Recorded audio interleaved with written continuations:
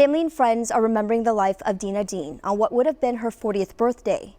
Dean was murdered in Tulsa when she was just 16, and no one has been arrested for this crime. News on 6's Caitlin Deggs explains the case that has haunted her family and the West Tulsa community for more than 2 decades. In the 23 years since Dena was murdered, her family has held on to hope that her killer would be found.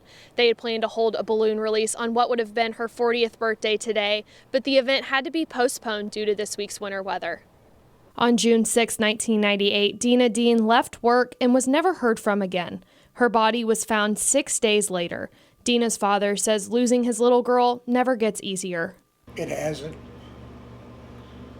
The grief from losing Dena eats at you from day one. Dena was born 40 years ago today. Her dad, Larry, says if she were still here, they would be celebrating this milestone as a family. Should have been right here. She would have come home. She would have probably been hanging decorations up in the house for her sister and for me both. Larry's birthday is in 3 days, and he says with every year that goes by, he hopes he is 1 year closer to seeing Dena's killer captured and for her case to finally go to trial.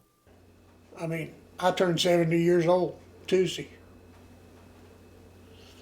How many more years do I have? Will I get to see it go to a courtroom? I hope. Holding on for the day when he and Dena can celebrate their birthdays together again. We'll have that birthday party someday where we can have our big birthday cake again. Anyone who has any information about the Dena Dean case is encouraged to call 918-596-COPS. In Tulsa, Caitlin Deggs, Oklahoma's Own News on 6.